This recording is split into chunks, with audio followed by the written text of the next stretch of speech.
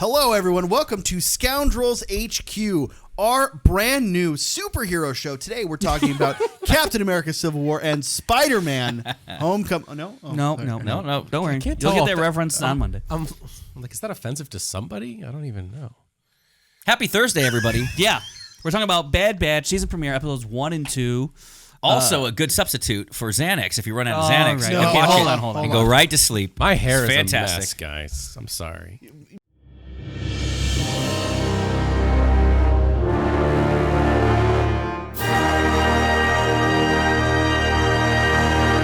Well, Just kidding. That was a hot take. I didn't hate it that Brandon, much. maybe next episode we'll put a hat on you so we can hide it.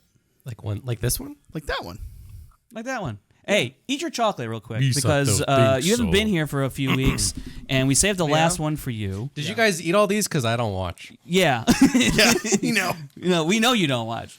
That's okay. Do we want to take bets if it's going to be a It's gonna be a baby Grogu Grogu or if it's a- made we got a new Grogu. one that we hadn't gotten yet while you weren't here, but I don't remember what it was. I don't remember either. But I think it's just gonna be. Is this still the ending of the last we- episode or the beginning of the No, next no episode? kidding. I'm Should we confused. sing a Christmas song? This is the It's beginning. Grogu. This It looks is a little moist.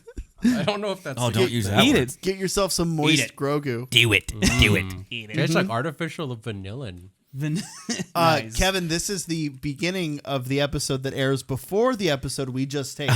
Yeah. It's fun. You're over not here. thinking 4-dimensionally or 3-dimensionally. Yeah. All right, so For all those new viewers, because I know you're coming in by the thousands. Yeah. I missed a few weeks, and I missed the Christmas episode, so there it is. happy Wookiee Life Day at all.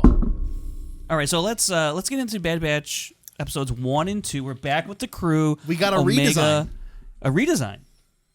Of the Bad Batch. The orange. What do you mean? They got new outfits. Okay, yes. Very cool. Very You exciting. Like that. You like that. That was important to you. It was very important. to me. Okay, why? Yeah, because with Star Wars, I'm a visual guy. Yeah. Star Wars to me is all about They the had a visuals. new paint job, and you like painting models. I like so it paint makes jobs. sense. That's where it is. It's Star Wars for me is always about the visual first, and then the storytelling. Right. Because so much of what George was trying to tell, he was trying to do through storytelling. So for me, the new paint job alludes to a topic that comes up in the episode. Oh. We got orange stripes and orange markings on all of our Bad Batcheroos is what I like to call them. Oh. Which I think is an allusion to the Rebel pilot uniforms, which is the most iconic Rebel uniform. Okay. And it's trying to show us, hey, maybe these ex-rebellion boys might start to think like rebels here and there. Yeah, they're definitely heading down that They path. definitely rebel. And They're rebels. What were your thoughts overall? First two episodes. First 2 episodes? Slow start. Okay. Slow start, great end. Fantastic end. I will say that. Love their choice of location. Love some of the new characters we're getting. But slow start. Sure. I love the tie-in to Count Dooku in his home world. Yeah. That was pretty cool. I love the second episode in particular. Had some Jurassic Park references. There was a Jurassic Park 3 reference. Which one? I believe Wrecker says it when they're in the shuttle. He says, "We haven't landed yet." That's from Jurassic Park 3. Look it up. And then also when they're being lifted off from over the ledge is just like the Lost World. Yeah, Jurassic that's true. Park. That's good. Wrecker had the line bus of the or night RV? too when he says, "Oh, I make a what do you say? I make a good tank." Yeah, and he yeah, comes out of the That was cool. trailer. That was cool. I will say I like how Omega has progressed within the group dynamic, and She's not as more work? helpless. No. Even She's Hunter's like, "Yo, you studying. coming?" Right? So She he's rocks like, that like Katniss Everdeen laser bow and arrow, which was sick. And you see in the first 10 minutes, like, oh, like she's not going to be the damsel in distress throughout the season. She's going to kind of hold her own, which I thought was cool. Which they gave her an older redesign to match. Yeah, I'll say overall I noticed thoughts that, yeah. for these first 2 episodes. I think it's highlighting, at least for how I saw it, was Omega and how she feels in relation to what she means to the group, Clone 99 and Clone Force 99, and how they're having this conversation of how should she be raised in this environment and whatnot. So they're all kind of having differing opinions, whether it's Echo or Hunter or even Tech. And so I think it's all really interesting that they might explore what that could mean for their whole group. And again, going back to acting more like rebels and really just fighting the Empire. I do like the fact that we have a new character voiced by Wanda Sykes. I was like, I recognize She that was cool. voice. Yeah. I really like that. The Ree, guy that, I think the name was Ree. Ree, Yeah. I think that's right. Yeah. She fits. Something about like she fits really well in the animated, like the style of characters they use for animated Star Wars, like Hondo or even like animated Lando, kind of has his own quirks that live action Lando doesn't have. Wanda Sykes really fits in that same mold of like kind of zany, scummy, charismatic. Yeah. I don't know. I will say, coming out of this episode, I thought Tech was a amazing badass. He's an ass. I thought, sure, he's like a nerd Tech, But he's whatever. But because is he the okay? But like also he got his leg fractured in this episode, and he was still taking down troopers and whatnot. And Which he said with whatever kilograms of pressure. First of all, kilograms not a unit of measurement for pressure, and second of all, they have kilograms in Star What's the Wars? proper unit of pressure for? I think wasn't he talking about weight? Not I mean, pressure? if they're using kilograms, that means they're on the metric system, and therefore it would have to be pascals. Hey, what if I told you they were on the metric system since Pedro A New Hope? Pascal.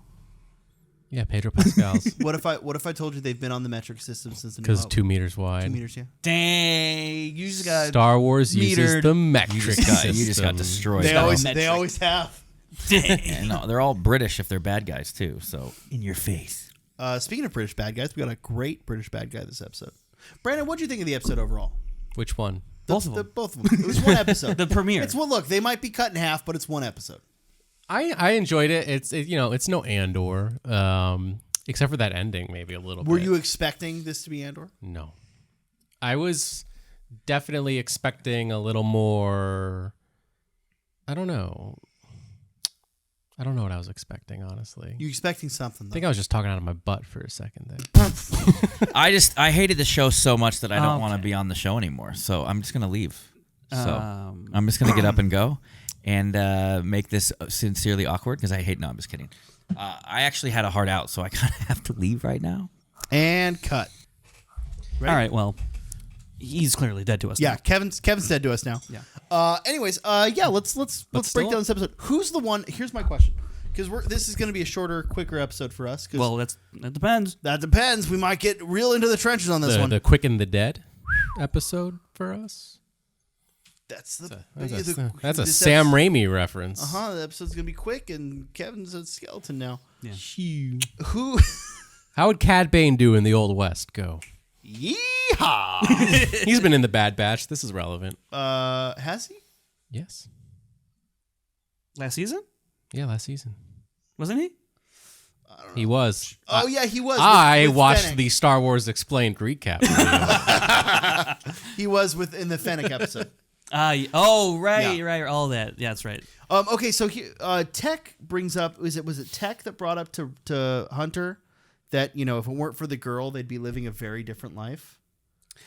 And Yes. that kind of That irked her in the beginning, but by the end of the episode, they talk about it again later. yeah. Whereas it's for the better. Echo is Right. It's like, hey, we're a lot better off. Was it- Otherwise, but- we might be fighting for the Empire. at But this so point. was it Echo, not Tech, that said it then? Yeah, it was Echo. Okay, then I yeah. take because back. Echo was talking to Hunter. Yeah. Echo was like saying that we did the right thing.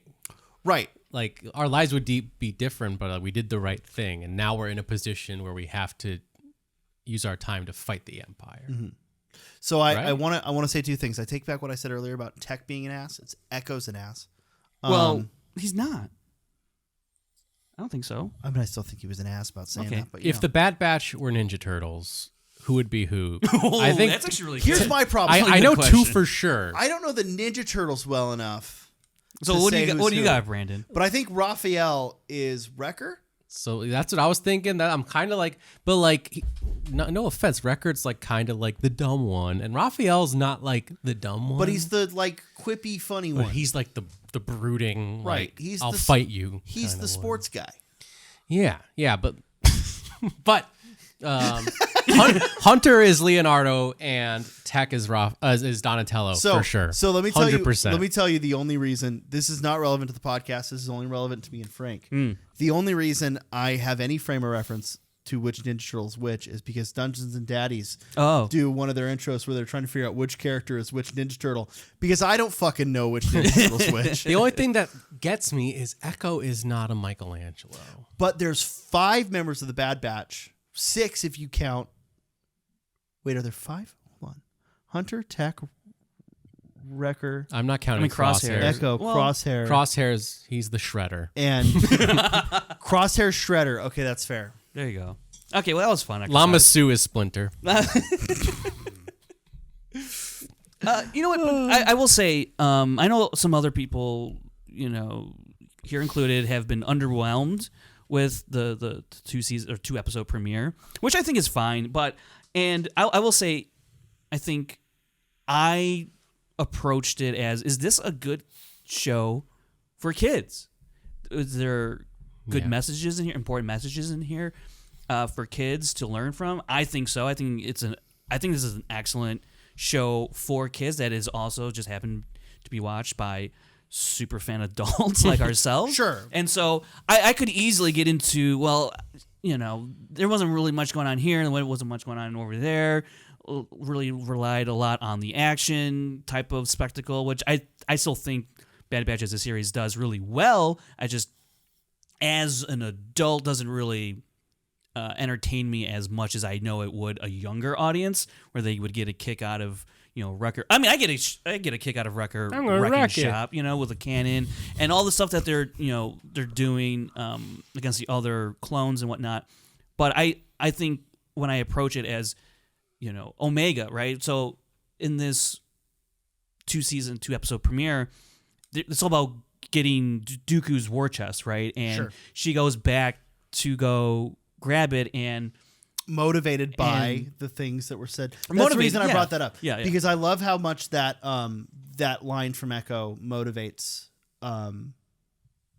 Omega's actions throughout the episode. Right. And so she gets to a point where they're trying to escape now out of that container after it's crashed and all that, and the clone troopers are encroaching on their position, and they got to get out of there. But she's trying to hang on to this bag, and it's Echo, right? Yeah, Echo. He's like, you got to let it go. Mm-hmm. You got to let it go. It's not important, and she thinks it is because of how she feels like she's become a burden to the group, right. And so she wants to make herself feel like she's like worthy of the group.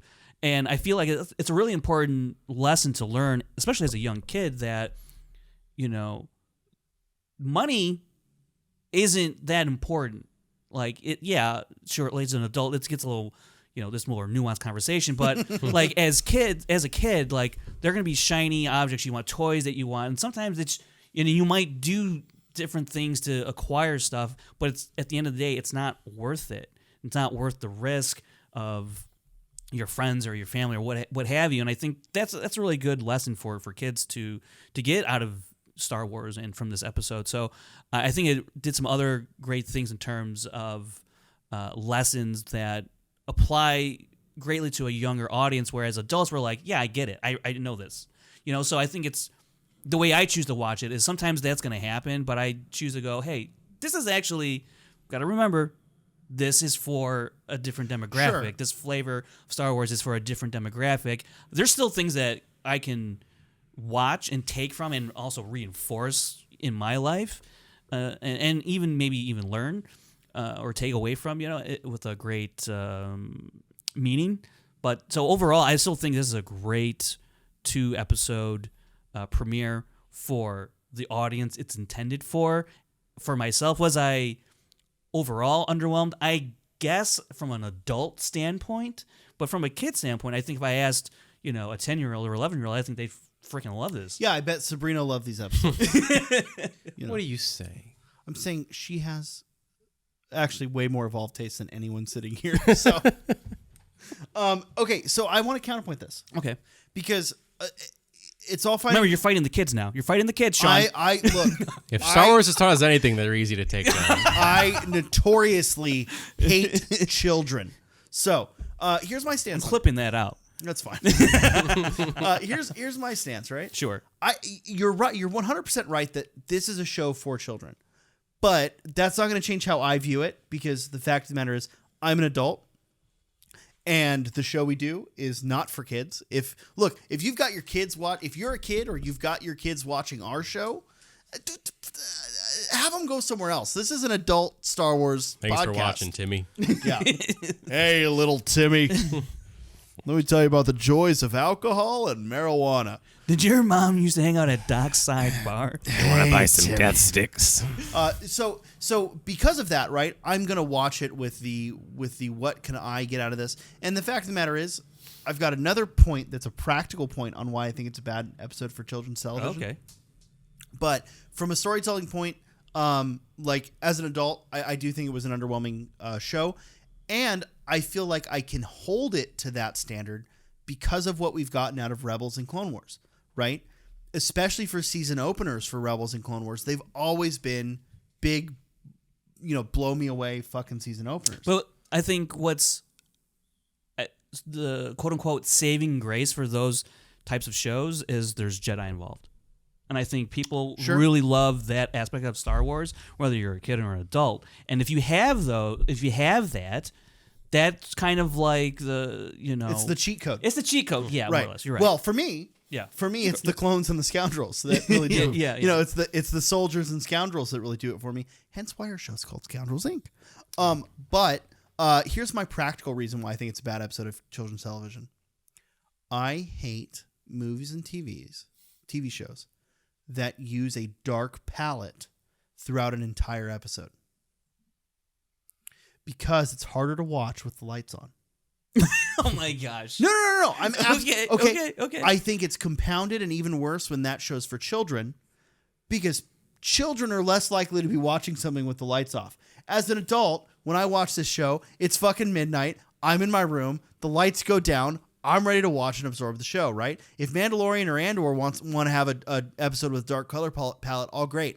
But guess what? If I'm sitting my kid down, now I don't have kids, but if I were to sit my kid down to watch a show, it's while I'm doing a chore in the other room, the lights are on, they're sitting here in the living room, watch the show with all the lights are on. And now they got to worry about TV glare?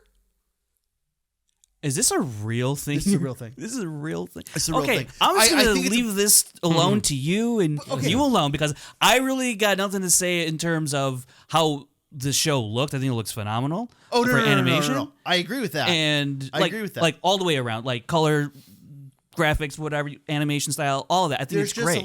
There's just a lot of shots in the second half of this premiere that are full dark. And I know, and the reason I say this is because we had it on before we were starting the podcast, and we've got all the lights up. Mm-hmm. Now, granted, we've got a few extra lights for doing the podcast, but we've got all the lights up, and I'm dealing with TV glare trying to watch the episode. Well, the angle, anyways, but yeah, okay, that's fine. You can have that, what if I can call that a nitpick? It's more than a nitpick. For you, okay. I mean, we want to talk about it not being a good episode of television for kids. There was no Muppets, no musical numbers. I didn't learn a single thing about actual numbers or letters. I think the show you're looking for is Sesame Street. I didn't see a single crayon. I think single crayon. If they really want this show to go over for kids, they need more AZ3 and more Gonky. Sure. Right? The fact that AZ3... I think, 2 out of 16 episodes, I think there's still time. Could you imagine Oscar the Grouch talking to Darth Vader? Man, no, I want him to have a full-on conversation with Wrecker. His name is Emperor Palpatine. I want Oscar the Grouch and Wrecker to have a full-on conversation. No, look, I'm mostly, I thought it was a slow start, and I'm still always going to look at it from an adult perspective. I do legitimately have that feeling about dark. That's fine. Dark scenes in TV, especially for children's shows. In general, and part of that is because growing up, I know, like my living room had shit glare lighting everywhere. So, like, it's something that I always remember growing up. So, it's a preference I have for children's television. You also just might not have a TV that does, like, the best blacks. You're right. So you're right, but that shouldn't be a prerequisite for a child to enjoy a show. Right? Have you tried watching this in a Dolby Cinema with the blackest black? Yeah, you know what I didn't, Brandon? Maybe I should next time. But I think, so visually... It really makes a difference. But, like, thematically, how do you think it did for kids? The dual laser projection system. Okay. You got to get a dual laser projection system. I'll get a dual. System, you know what? I will. You know what? I'll the nice new... the DLP. The nice TV, TV Jill bought for us when we moved into our new apartment. Trash. I'll just have to upgrade it so I can see better. Throw it in the trash with the Oscar. Yeah. Oh yeah. That's a good idea. No. But yeah, I think the episode was good. I love. This is a take I was not expecting No, at all. I know. Like it is so left field. Isn't that It's why you love doing insane. shows with me? Oh my gosh, yes. How often Like, do I gotta?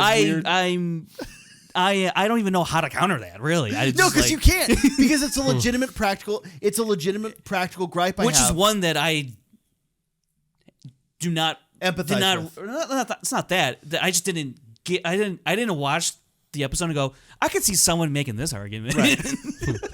No, not this at all.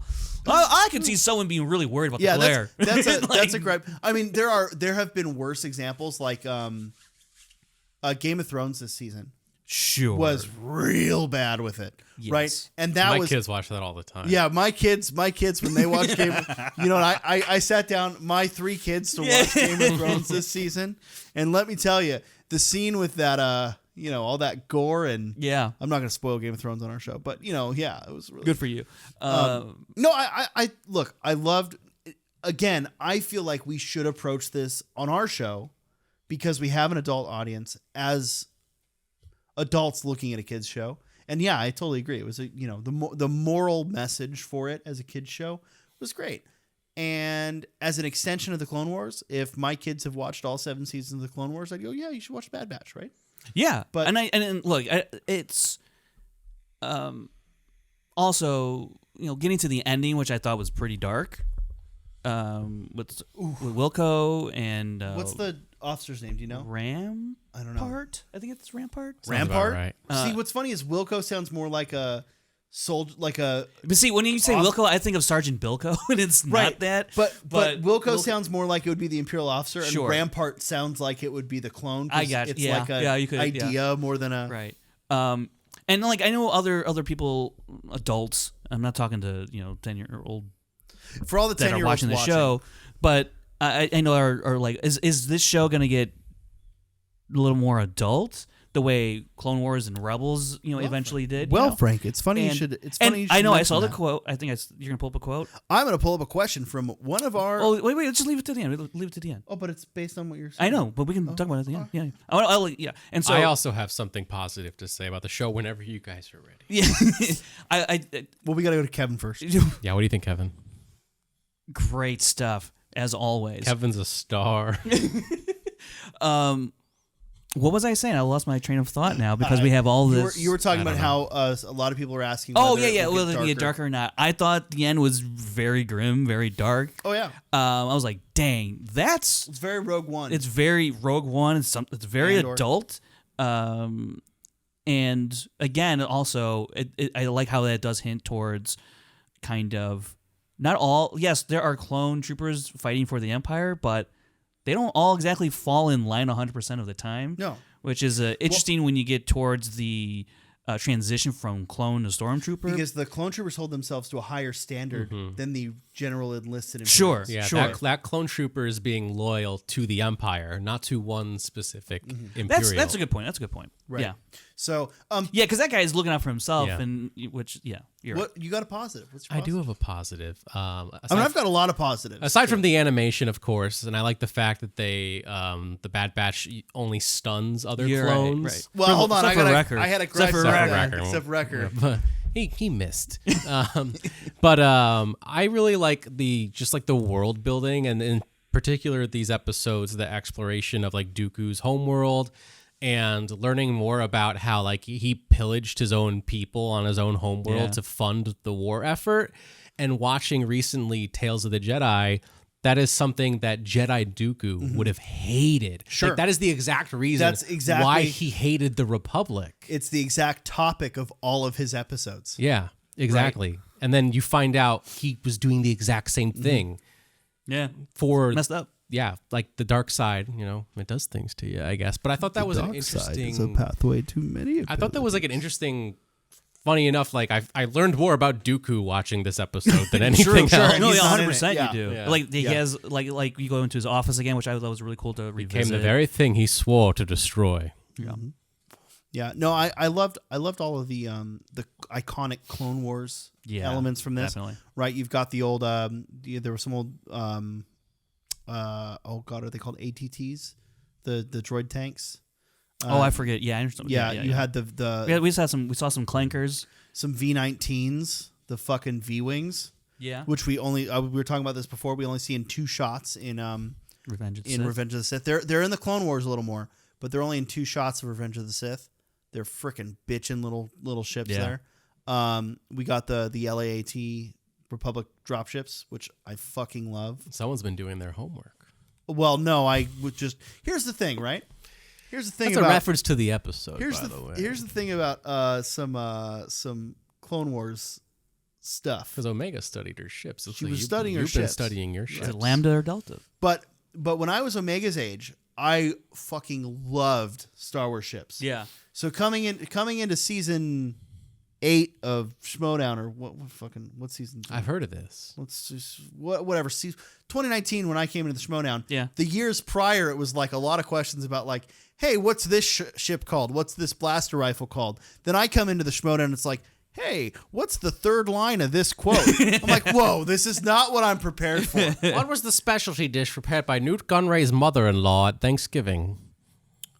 Rhodian slug sacks. Ooh. Correct. Sorry. Wait, hold on. Poached Rhodian slug sacks with peppercorn Dang. rice. Okay. That sounds good, but have you ever been to an Ardenian Minot roast? No, but I'd love to. Actually, you know what? I wouldn't. Why would you roast a Minoc? I don't know. They're like- I imagine it tastes like chicken. Do you? I don't think it's like just plain Minoc. I'm sure they throw a little whatever on there. They eat electricity,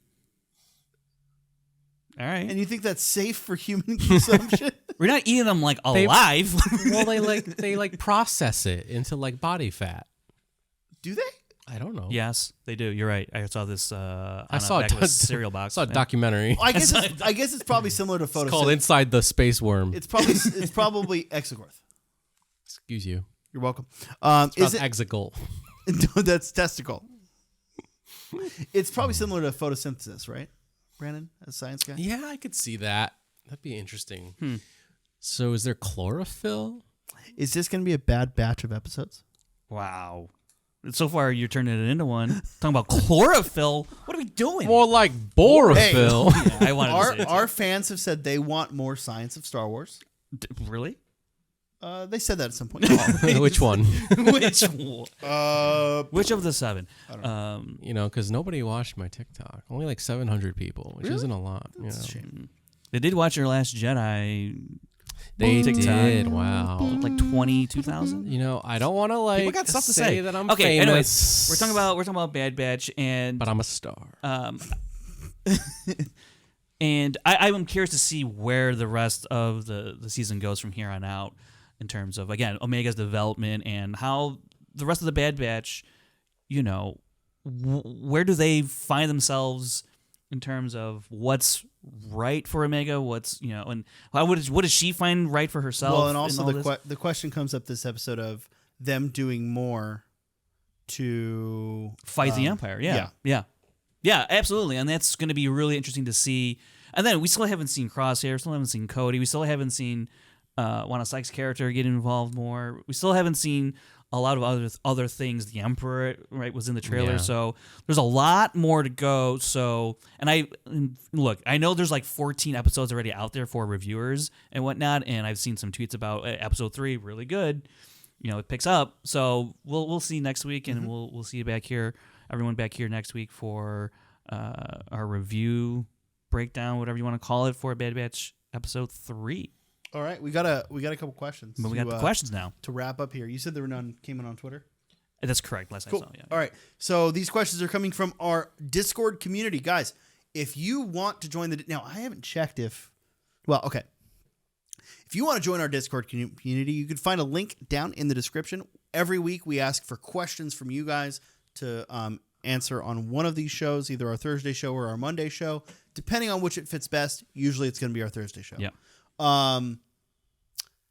We also have a room in there called the Scoundrels Den that I believe everyone in the Discord could see, but it's only us who could talk in there. Yeah. Which People can see that? yeah, that's the intention. I should not have posted some of those things. Well, the intention for that channel is we normally have a group chat, and instead of doing the group chat, we're supposed to be using that one. Yeah. It's funny to post our takes. I need to make sure the permissions are set correct. So I said recently. Frankalicious. You did. You did, and I was like, I outed Frank's love for emo music. Oh my god. yeah, and also that she or what's the title of that? Peeve Shalpatine. Peeve Shalpatine. So I love it, Guys. It's great. Go look up the song "Peeve Shalpatine" by a band called, I believe they're called Canadian Softball. Yeah, I think that's right. Yeah. Go check it out. It's a great song. Peeve Shalpatine. But for now, let's get to these questions. You sent us the cues. We're gonna show you our A's. There you go. Yeah. You know, that's what we say on the show. That we do now. First question comes from Lincoln. Which film, TV show, or video game solidified your love of Star Wars? Kevin, let's go to you. Is that right? Kevin, Bones and All has nothing to do with Star Wars. That is a Luca Guadagnino flick. I thought this would be a hard question. Okay. But then I realized it's actually not that hard because when did I look?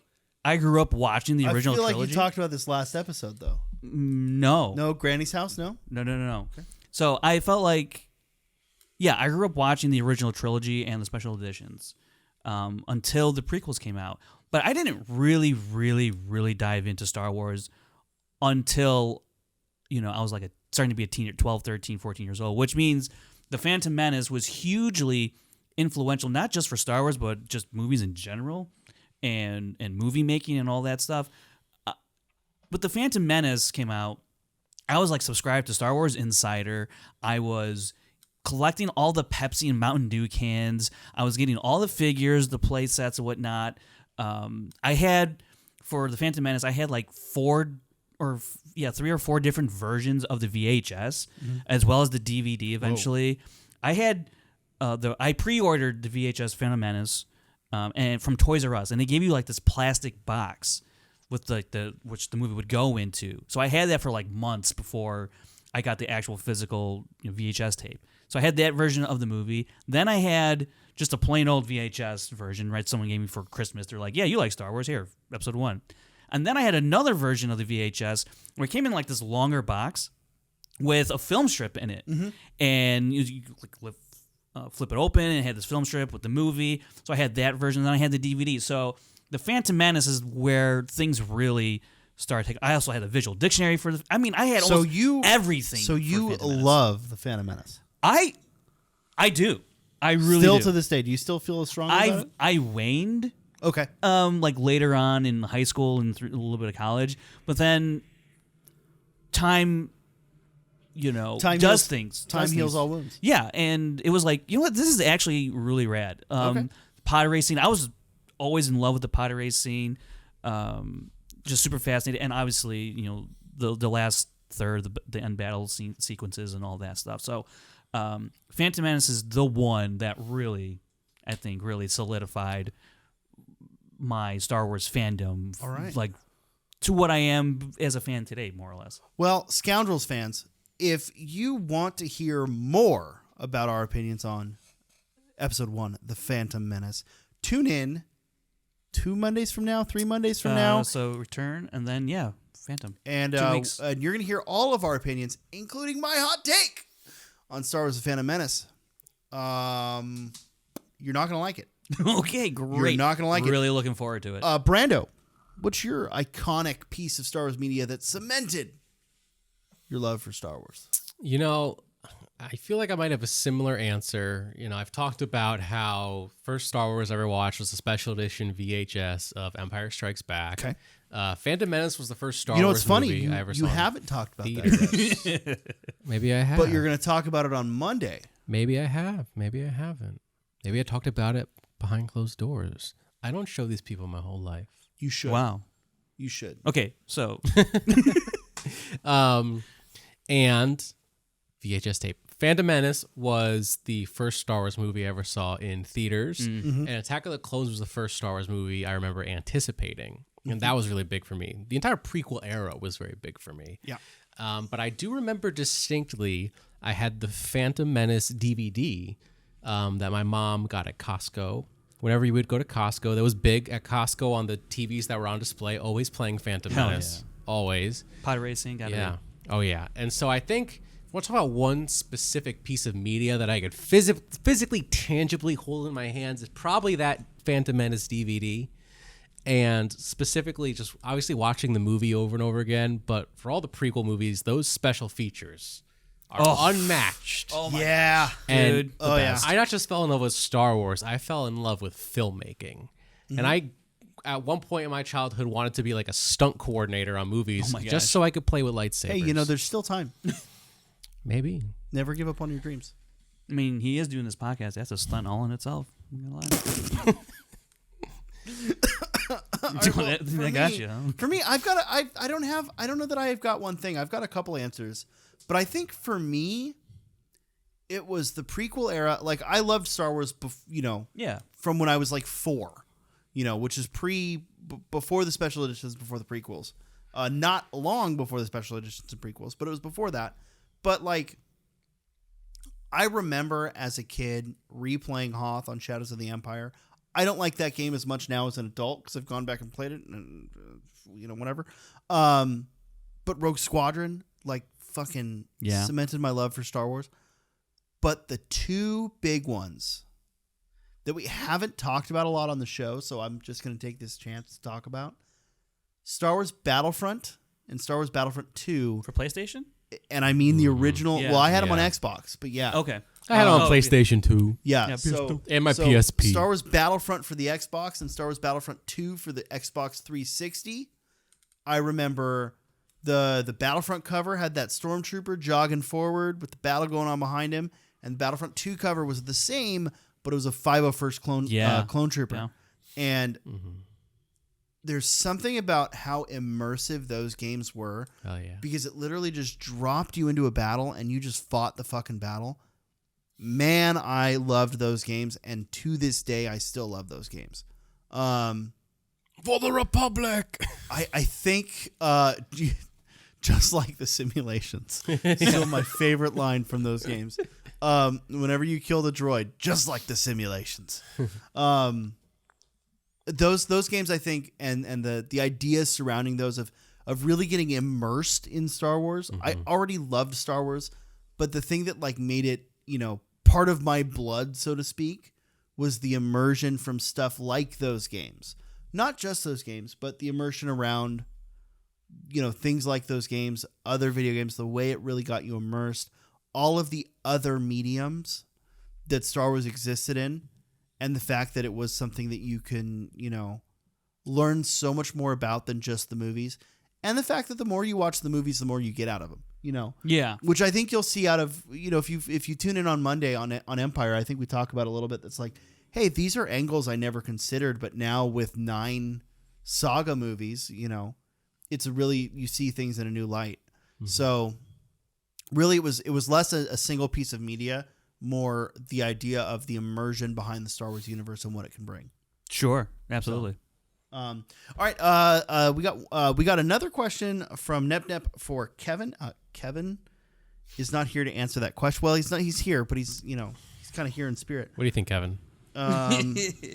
He's saying So- KOTOR for him. Oh, I bet. Yeah, he said KOTOR. That's interesting. Have you seen his movies? I've seen his movies, but he doesn't like to acknowledge that I've seen his movies. You know that speeder bike scene they did? Not in the game.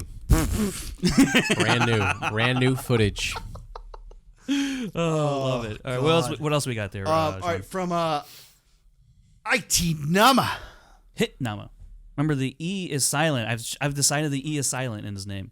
Yeah, but I think it should sound like Aichi Mama. Okay, I can roll with that. Yeah. I It's appreciate pronounced that. IG88.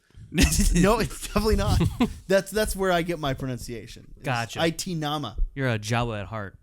A little bit, yeah. It sounds like something a Jawa would say, or an Ewok. Yeah. Right? Like the way. Actually, that's what I meant the way to say. Wicket Ewok, kind 'cause he of says, the way Wicket kind Mama. of waddles Yeah, things, and everything he says, he sounds like he's out of breath. Like IT Mama. All right, what's the question? Do you think the Bad Batch is going to get significantly darker as it goes on, in the same way that the Clone Wars or Rebels, and will it in the same way that the Clone Wars and Rebels do, or will it continue to be more kid friendly because they have existing adult TV content going on at the same time? Well, if you ask Sean, it can't get any darker. That TV glare is Yeah, that TV glare. Well, no, it could. Here's my issue. It could get darker, right? Yeah. I'll go first because I think yes, it will get darker. The end of this episode really keys in on that. Yeah.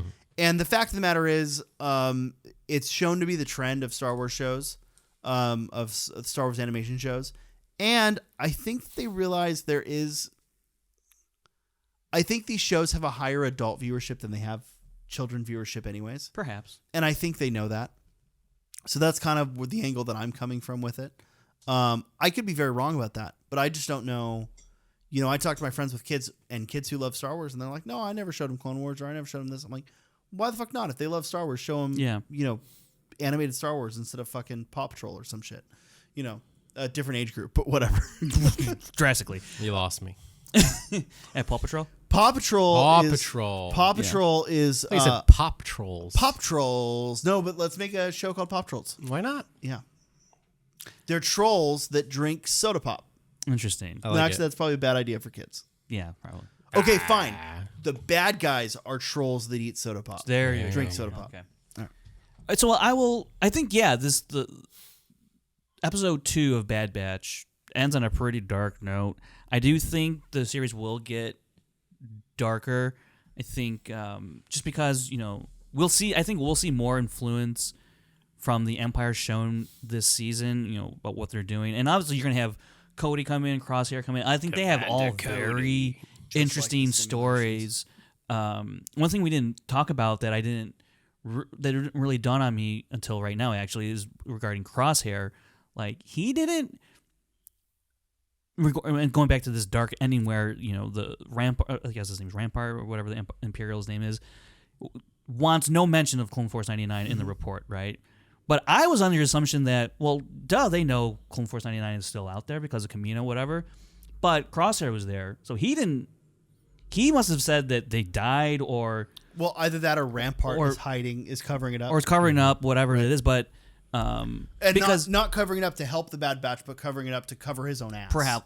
Yeah. Was my view on it. Same. Was that he put in the report that it was mission success and he got him, right? Okay, sure. That was my take on it. I got you. Okay.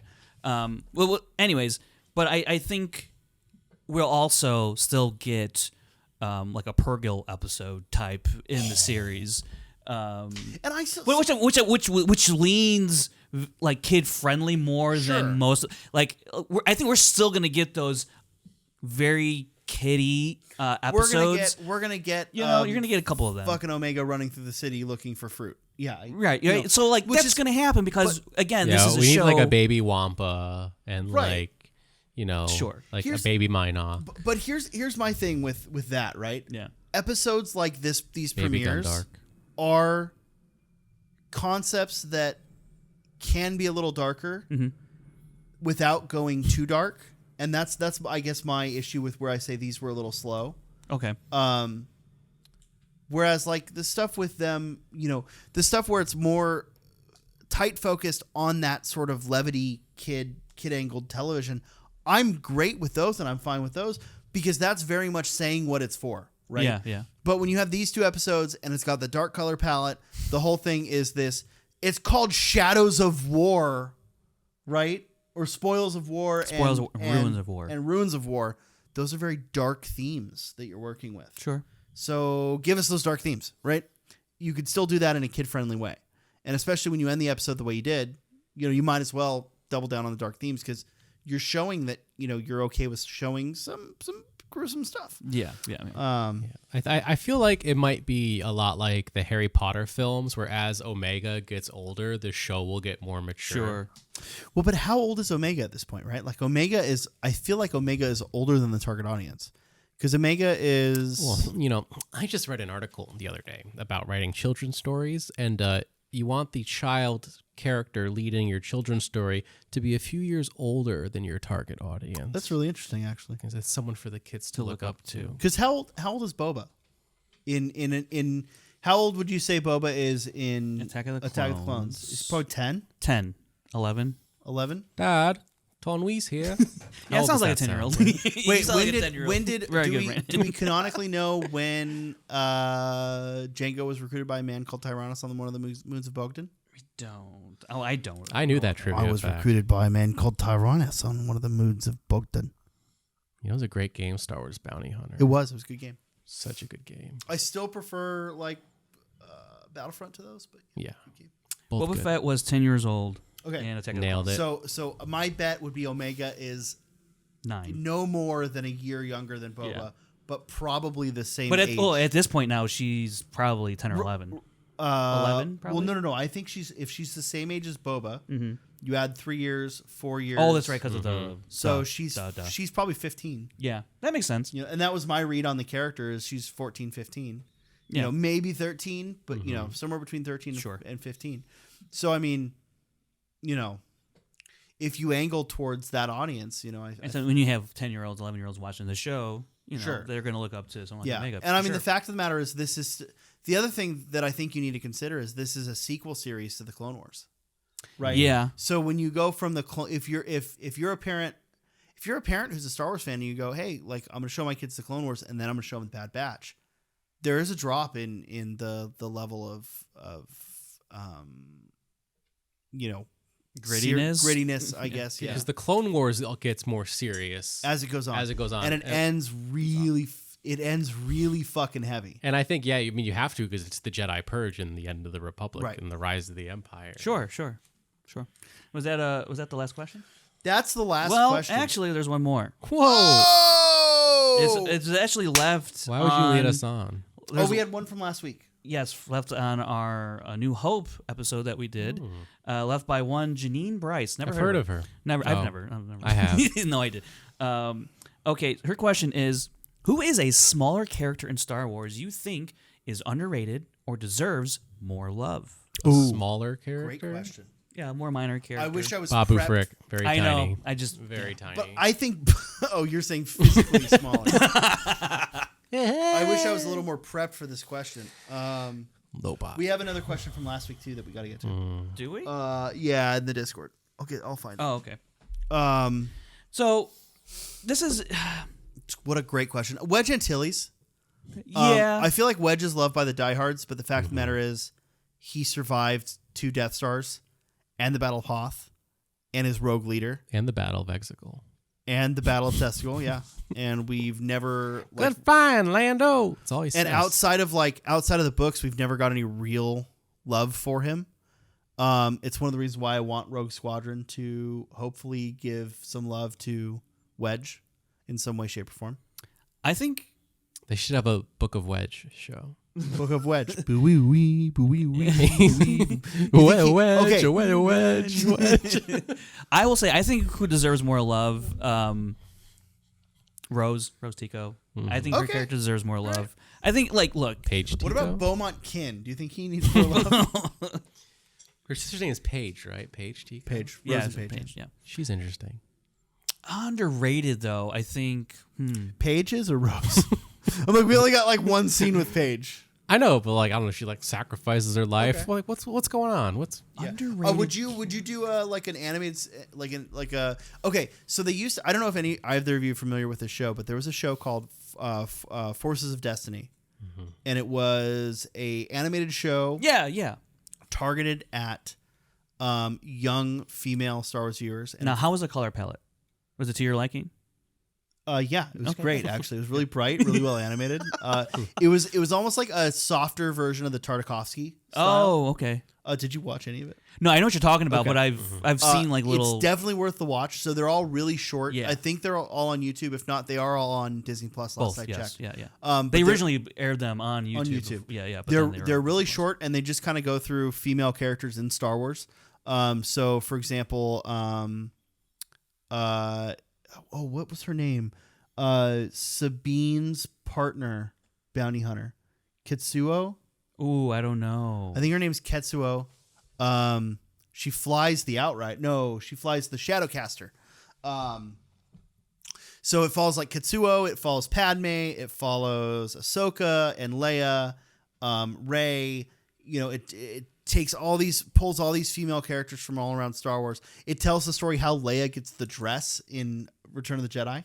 Oh, yeah. Because why do the Ewoks have a human-sized dress? Right. Right. So like it tells all these interesting stories from throughout the Star Wars galaxy, focusing on female characters. I do think we can get a more gender-neutral version of that show still today. Similar to Tales from the Jedi, it has kind of the same vibe. Yeah. Like I would like just an anthology animated series, in either style. And it could be short form or long form, but I would love to use that as a vessel to explore characters like Rose or Wedge or Babu. You could just have that as a long running show. That'd be great. Every couple months, every 6 months, every year, you release 6 short episodes of it. And just explore some characters. I have an underrated character. Okay. And I think this character gets overshadowed because of a little game called Jedi Fallen Order with Cal Kestis, but I think Iden Versio is really underrated. Yeah. I think she's really underrated as a character and how she pertains to the sequel trilogy. I don't think she's underrated. Or underutilized? I think she's underutilized. But I think it kind of, then you kind of underrate her because... Sure, but she's I think, not as but I think anyone who has, I would lean more towards my stance on Iden is anyone who's experienced Iden loves Iden. Great character. I love the character. Love the character. Let's learn more about Allegiant General Pride. No. Oh, what about that one guy that goes, "It's just people"? That guy. Yeah. What's his story? Oh, he has none. He has none. Yeah. Allegiant General Pride actually does strike me as an interesting character. As I served you in the old wars. Like, what's he talking about, man? Let's see him in the time of the Empire. Right. Well, I think he's an interesting character. I just think, I don't know. That movie seems. Anyways. Yeah. I don't know. I can't wait to rewatch it. For us to talk about, because that's gonna be fun. I would like to. I haven't seen it in over a year. I'd like to rewatch it. Since I'm just naming a lot of the Rise of Skywalker characters, what about that one alien that turns to Lando? You're not naming, you're describing, Brandon. That one alien that turns to Lando and goes, "Okay." What's his story? Wait, Claude. Are you talking about Claude? No, Claude. not Claude. But still, Claude would be. I want to know more about Claude. Yeah. How did Claude weasel his way onto the Millennium Falcon? Yeah, right. How was of all the people in the Resistance, that's a very select group to be aboard the Millennium Falcon, and they went Poe, Finn, Rey. They're like, Claude's our guy. Or you know what? I want to know more about Boolio. Win the war. Yeah, that'd be great. And I want them to get Patrick Willem back to voice him. Patrick Willem? What? That's what Mark Hamill's credited as. Really? Okay. It's the names of his brothers. Oh, interesting. Okay, that's fun. That's good stuff. I didn't know that. Learned that today. And I might be getting the name wrong, but he's credited. Cool. It's like an off name that's the name of his brothers. Awesome. All right, well, I think that's going to wrap us up here. No, we got one more. We got one more. What is this, an Apple event? Sure, I'm tired of answering questions. Okay, this one is from NepNep, and it came in last week, right as we were done finishing. Right as we were done recording. Probably should have started with that one. An off-topic question or two, but compared to this year, how do you anticipate 2023 treating us? Also, what is the likelihood of occasional community events such as... Did we talk about this last week? Yes, we did. Oh, never mind. We did. Hey, guys, we did this one last week. So go watch last week's Go watch episode. last week. All right, and then we'll see you on Monday for our Empire Strikes Back talk, and Kevin will be there for that one. As far as I know, he does not hate it, so he'll still be here. To be fair, I don't think Kevin hated this episode. No, he didn't. I think he's got a similar stance to me where, looking at it as an adult, where do you stand on it? So... All right, we'll see you next week, folks. Bye. Toodles. Scoundrel.